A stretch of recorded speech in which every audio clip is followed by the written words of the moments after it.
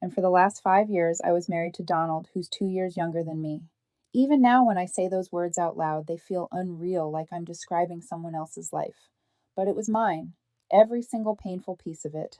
Back when we met in college, life was simple. We weren't thinking about careers or bills, just late night study sessions in the campus library, coffee breath, cheap pizza that tasted like heaven because we were broke, but happy. Donald was the creative one studying graphic design. I was practical business management, organized to a fault, the one with color coded binders and 3 planners. He used to tease me for it, but it was part of why he said he felt safe with me. After graduation, our paths diverged the way we thought they would. I landed a stable job in project management at a mid sized firm. It wasn't glamorous, but it was solid.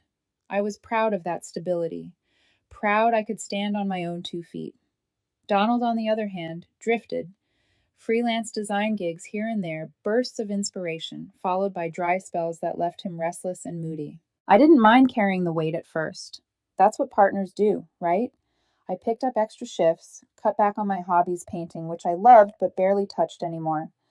I even dipped into my savings to help Donald pay for certification classes when he told me he wanted to become a fitness instructor. This will change everything for us, he'd said, eyes shining in that way that made me believe. And I did.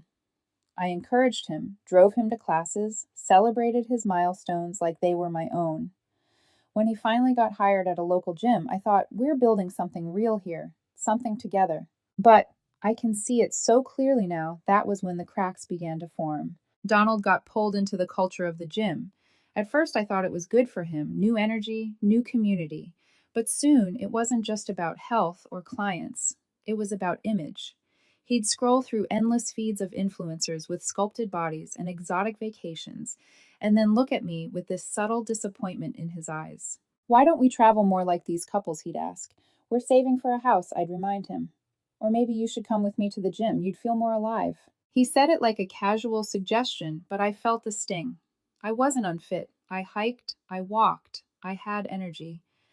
But I wasn't gym fit. I didn't spend my evenings flexing in front of mirrors or counting macros. Still, I tried. I joined him for a few sessions. The clang of weights, the blaring music, the sea of neon leggings and grunting, it wasn't me. But I smiled through it, trying to be supportive, trying not to notice how Donald's eyes lit up only when someone else complimented his form. That's when her name first slipped into our lives. Jade, his trainer, a tall, tattooed woman in her late 20s, with the kind of smirk you either find magnetic or insufferable. For Donald, it was clearly the former. At first, it was harmless mentions. Jade says I've got natural potential. Jade recommended this protein shake. I brushed it off. We all talk about coworkers, right? But then Donald's phone started buzzing late at night, and he'd angle it away from me with a little too much caution. Once, when he left it face up, a message popped up. Can't wait for our session tomorrow. My gut twisted, but I didn't say anything. Not yet. I told myself I trusted him. That's what marriage is built on. And yet, in the pit of my stomach, I already knew something was shifting. That's the thing about betrayal, it doesn't crash into you all at once. It drips in slowly like a faucet you can't quite shut off. And before you realize it, the room is flooding. At the time, I still thought I could fix it. I had no idea how wrong I was. It started slowly like a leak in the ceiling you don't notice until the whole roof caves in. Donald was no longer the man who once stayed up late, sketching designs on our kitchen table, telling me I was his anchor. Now every conversation circled back to the gym to Jade. At first, I laughed it off. He'd say things like, Jade says my form's perfect, and I'd smile, but inside I felt my chest tighten. Why did it matter so much that she noticed? Why wasn't my encouragement enough? He began comparing us to couples he saw online. Perfectly staged photos of beach vacations, people dripping in designer clothes. Why don't we travel more? Why don't we do something exciting instead of saving every penny? I reminded him gently, Donald, we're building for the future. A house, a real foundation. But he'd roll his eyes like my dreams were just boring. And then came the secrecy. Late night texts. His phone always face down. New outfits bought with money he swore he didn't have. A new cologne he claimed was on sale. The moment that sealed it, though, the one that sliced through me like glass, happened on a Tuesday evening. I'd just gotten home from work, takeout in my hands, ready for one of our old traditions, a movie night. Donald was already sitting on the couch, his expression unreadable. Kathy, we need to talk, he said. His voice was too calm, almost rehearsed. But before I could even respond, my phone buzzed with notification after notification. Friends texting. Are you okay? What happened? We saw Donald's post. Confused, I opened my social media. There it was, a selfie of Donald and Jade arms wrapped around each other in the gym mirror. His caption seared into me. Finally stepping into the life I deserve. No more settling for mediocre. Jade gets my vibe, ambitious, exciting, real. Upgrade or get left behind. New chapter. Change better than ever. He tagged her. And so happy for you guys. About time you leveled up. I felt the room tilt. The takeout bag slipped from my hands, containers spilling across the carpet. This wasn't just betrayal, it was a public execution of our marriage. I scrolled, hands trembling. Over to be your upgrade, babe. Let's crush it. When I looked up at Donald, he was watching me with this smug little half smile, like he'd won something I never knew we were competing for. The unfairness of it burned. 5 years of sacrifices, late nights, anniversaries, I'd poured my soul into, flattened into one word: mediocre. Kathy, he said, leaning back like some self righteous professor about to deliver a lecture. Let's be real. I've outgrown this. You're comfortable, safe, but I want more. Jade pushes me. She has vision. She's ambitious. What do you do? Sit in an office all day, stream shows at night. That's not living. I wanted to scream, to throw the spilled takeout at him, to demand how he could rewrite our history so cruelly, but instead I sat in silence, my pulse thundering in my ears. So this is it, I finally asked, my voice steadier than I expected. You're leaving me for her. He laughed. A sharp, ugly sound. Leaving, Kathy? I already left months ago. This is just me being honest. Don't act surprised. I gave you hints. I told you to come to the gym to spice things up, but you didn't listen. This, he gestured to his phone, to that disgusting post, is my future. Jade and I, we're building an empire. You're stuck in mediocrity. I stared at him, feeling something shift inside me. Not just pain, something colder. Resolve.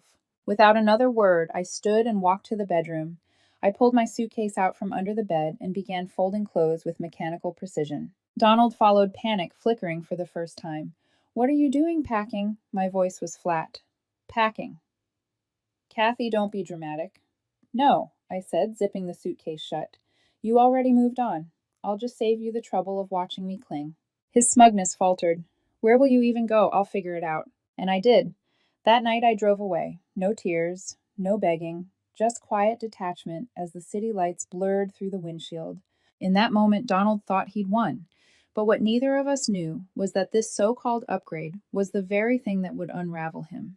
The first night after I left Donald, I crashed at a dingy roadside motel, the kind with buzzing neon lights and a bedspread patterned like it hadn't been replaced since the 80s. I lay there staring at the ceiling, the smell of stale smoke clinging to the curtains, wondering how 5 years of my life had been reduced to a single word: mediocre. I replayed everything: our anniversaries, the times I stayed up late, proofreading his resumes, the nights I picked up extra work so he wouldn't have to stress about rent. And for what? To be cast aside in a social media post for likes and hashtags. The pain came in waves, sharp enough to make me curl into myself. But beneath the hurt was something else, something unexpected. Freedom. I didn't owe him anything anymore. The cycle of carrying, supporting, and waiting for his next big dream, it was over. The next morning, I packed my car with essentials, clothes, laptop, a few books, and drove 3 hours to a smaller town where an old college friend, Rosa, had once said, "If you ever need an escape, my couch is yours." She didn't ask questions when I showed up at her door, duffel bag in hand. She just opened her arms and said, "Stay as long as you need." For the first week, I barely functioned. I walked aimlessly through quiet streets, journaled, until my hand cramped, cried into Rosa's throw pillows when the silence got too loud. And yet each day I felt lighter. I cut Donald out, completely blocked his number, unfollowed him, deleted every photo. It was like disinfecting a wound, painful but necessary. I also found a therapist online offering discounted virtual sessions. She helped me untangle the knots Donald had tied in my head. How he'd convinced me his unhappiness was my failure. How his contempt had been brewing long before Jade appeared. He didn't upgrade Kathy, she said gently. He downgraded himself. You just stopped being his shield. Meanwhile, through whispers from mutual acquaintances, I heard about Donald's new life. At first, it sounded like everything he'd dreamed of. He and Jade were inseparable, posting photos at rooftop bars, beaches, posing like a power couple. Their smiles wide, their captions obnoxious. I ignored it. I had to.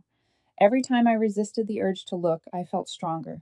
Instead, I poured myself into rebuilding.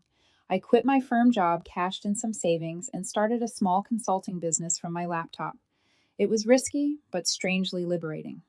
The same project management skills Donald once dismissed as boring office stuff turned out to be in high demand. Clients came in slowly at first, then steadily. I rented a modest little house with a backyard, painted the walls soft gray, bought secondhand furniture, even planted herbs by the window. I joined a local hiking group and a book club. I rediscovered the parts of myself I'd shelved to support Donald's endless ambitions. For the first time in years, I wasn't living for someone else's dream. I was living for mine. Months passed. Seasons changed. My consulting business grew, and so did my confidence. The silence from Donald was golden, until it wasn't. One evening, about 4 months after I'd walked out, my phone buzzed with an unfamiliar number. I almost ignored it, but curiosity got the better of me. Kathy. My stomach clenched. That voice. Donald. He sounded nothing like the smug man who'd called me mediocre. His tone was fragile, almost frantic. Thank God you answered. I've been trying to reach you. I gripped the phone tighter. What do you want? A pause. Then words spilled from him in a rush. I know I messed up. That post, it was stupid. Jade. She wasn't who I thought. Things aren't what they looked like. She drained our savings, Kathy. Borrowed money for her so-called brand, and now she's gone. Ghosted me. The gym fired her for scamming clients. I'm drowning. I need help. For a moment, I just sat there staring out at the herbs in my little window box, the scent of rosemary drifting in the evening air. Donald's voice, once a storm in my head, now felt distant, powerless. That's rough, I said neutrally. No sympathy, no pity, just detachment. But what does that have to do with me? Silence stretched. Then his desperate sigh. Kathy. Please. We were married. Doesn't that mean something? You were the stable one, the good one. Let's fix this. I almost laughed at the irony. The man who called me mediocre now begged for my stability, but all I felt was clarity. No, Donald, I said softly but firmly. We're done. And I hung up. That was the first sign of his collapse, and deep down I knew it was only the beginning. After that first desperate call, Donald faded back into silence. I thought maybe he'd finally given up, accepted the clean break. But karma, I've learned, doesn't strike like lightning. It unravels quietly, thread by thread, until the whole fabric collapses. The updates reached me in fragments, mutual friends' whispers, even a few screenshots sent by people who had cheered Donald on during his so-called upgrade. At first, it was little things. Jade stopped appearing in his posts. The captions that once screamed power couple and new chapters shifted into vague motivational quotes. Donald began posting shirtless selfies alone, desperate smiles that didn't reach his eyes. Then came the bigger cracks. Jade's fitness app project, what Donald had bragged was their empire, turned out to be a scam.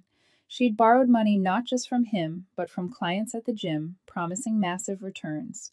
When the truth came out, she vanished, deleting accounts, leaving Donald to face the backlash. The gym dropped him too. Apparently, he'd been caught promoting Jade's fake business to clients, and when they demanded refunds, he couldn't deliver. His reputation, once tied to that smug grin and ambition, sank fast. Meanwhile, my life was nothing flashy, but it was steady. My consulting business picked up momentum. One satisfied client led to another. I even landed a big contract with a company overseas enough to finally buy decent furniture and turn my little house into a true home. I joined weekend hikes, sat around bonfires with new friends, read books I'd always meant to finish.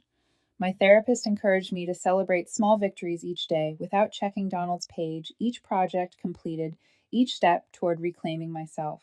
And for the first time in years, I felt at peace. But peace has a way of being interrupted. One evening, while I was trimming basil from my window planter, my phone buzzed again. An unknown number. I knew before answering who it would be. Kathy Donald's voice cracked raw this time. Please, just listen. Everything's falling apart. Jade scammed me. Scammed everyone. She drained my accounts, ruined my name. I'm broke. People are cutting me off. Even my own family's distancing themselves. I don't know where else to turn.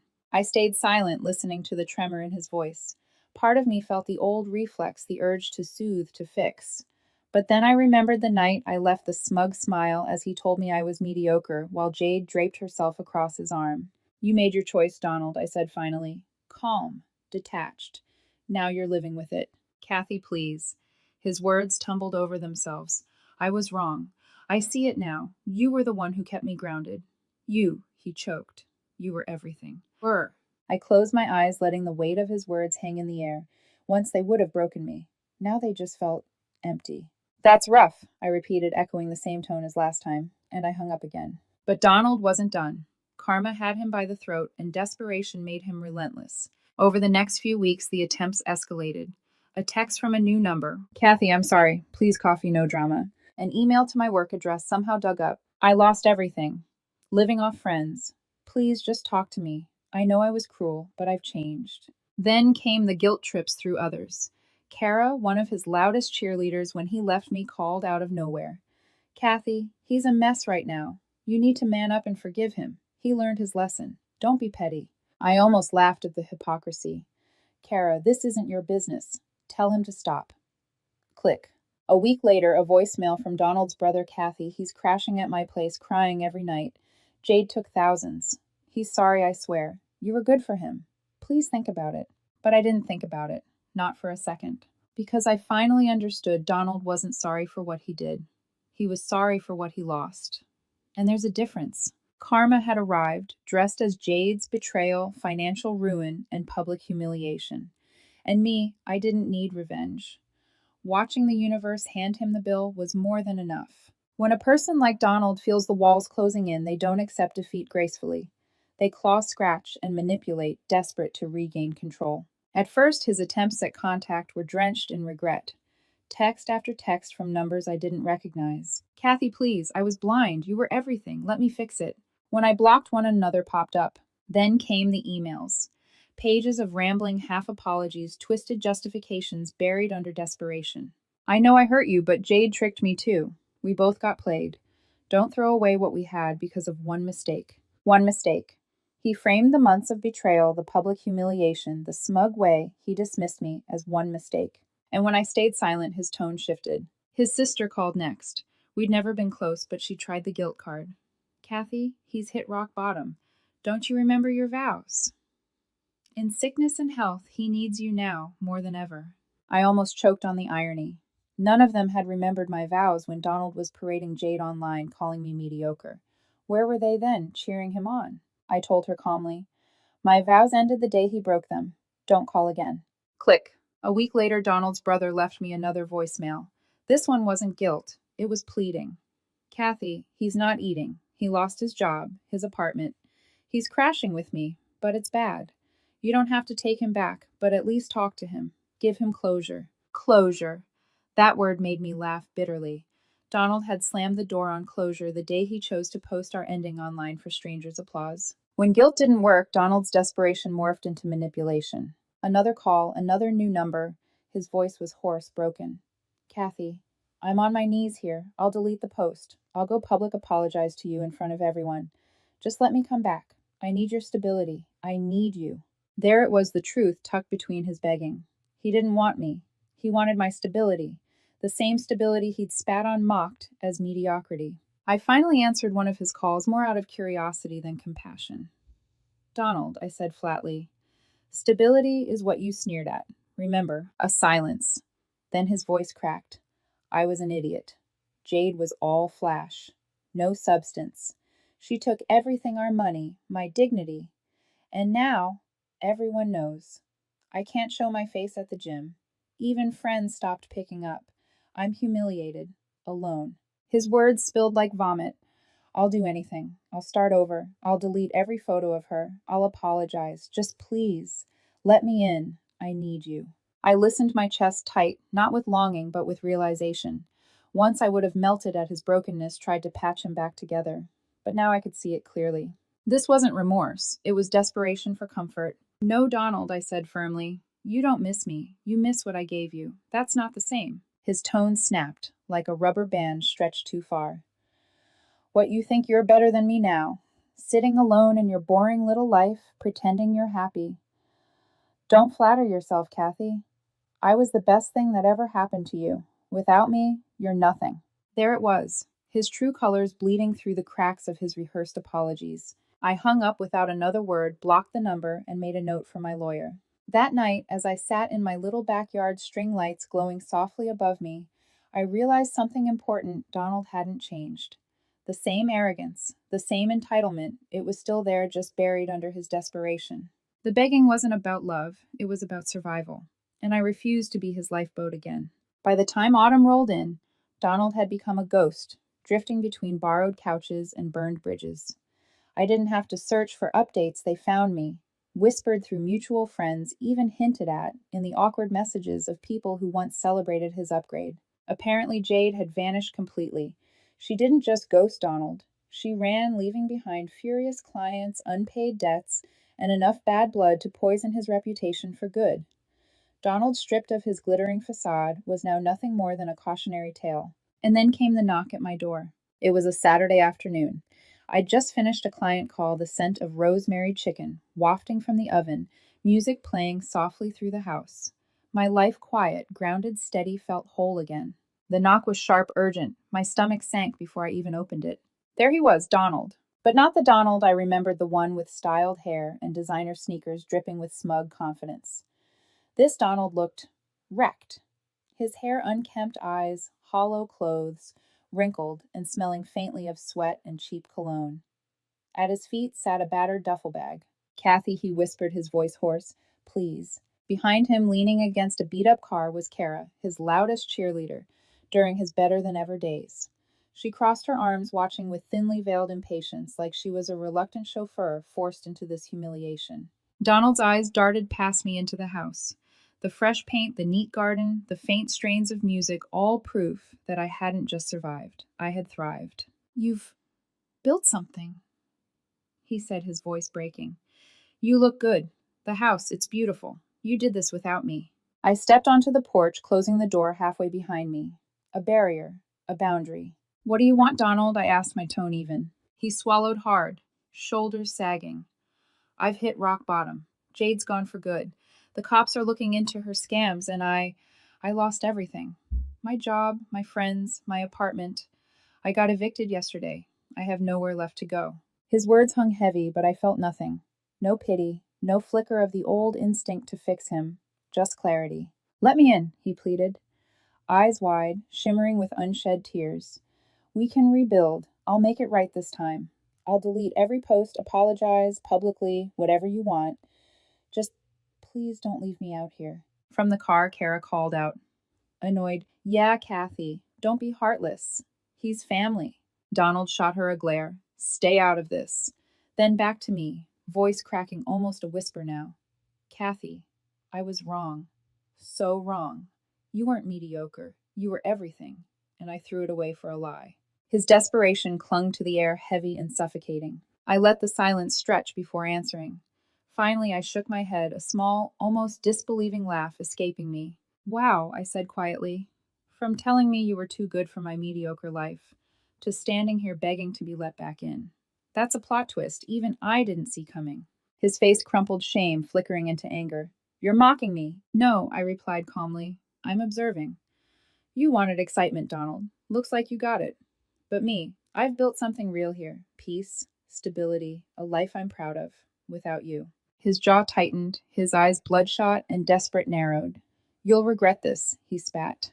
"I was the spark in your life. Without me, you're nothing but—" "Free," I cut him off. My voice was steady, final. And with that, I turned, stepped back inside, and closed the door. The click of the lock echoed like a punctuation mark. Through the window, I saw him stand frozen on the porch, duffel bag slumped at his feet. Kara muttered something, grabbed his arm, and pulled him toward the car. He resisted at first, then stumbled along like a man finally realizing the empire he'd built on sand had truly collapsed. I didn't watch them drive away. I didn't need to. For the first time, the chapter was closed, not because Donald walked out, but because I finally did. After Donald left my porch that day, dragging his duffel bag back to Kara's beat-up car, I stood in the quiet of my living room for a long time. The music still played softly, the rosemary chicken still filled the house with warmth, and yet the silence felt louder than ever.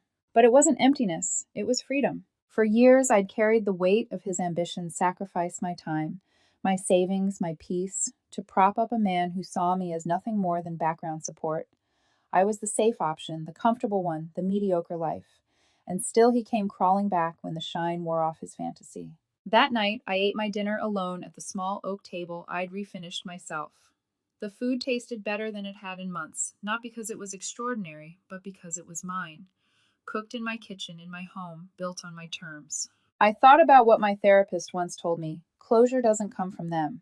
It comes from you choosing to move forward without their permission. She was right. Donald didn't give me closure. He tried to take it from me over and over again, but I gave it to myself the moment I closed that door in his face. In the weeks that followed, his name faded further into the background. The calls stopped. The messages died down. Even the whispers from mutual friends disappeared. I didn't ask why. I didn't care. For all I knew, he was still out there chasing the next upgrade, still trying to fill the hole Jade had left behind. But I no longer carried his choices as my burden. Instead, I poured myself into life. My business grew enough to let me plan my first real vacation solo somewhere quiet and coastal with nothing but books and waves. I expanded my little backyard garden, strung more lights across the fence, and invited my hiking friends over for dinners that turned into laughter-filled nights under the stars. For the first time in years, I wasn't a shadow to someone else's glow. I was my own light. And yes, sometimes I wondered about love. Not with Donald, never again, but with someone who would see me as I am, not as a stepping stone. I wasn't rushing. I wasn't desperate. But for the first time, I was open. Because now I understood something Donald never did. A stable, steady life isn't mediocre. It's extraordinary when it's built on respect, trust, and peace. If you're listening to this, if you've ever been discarded, belittled, or called not enough, remember this: you don't have to beg for someone to see your worth. Walk away with dignity. Build your own life brick by brick. The right people will never call that mediocre. As for me, my story isn't over. It's just beginning. And Donald, he became exactly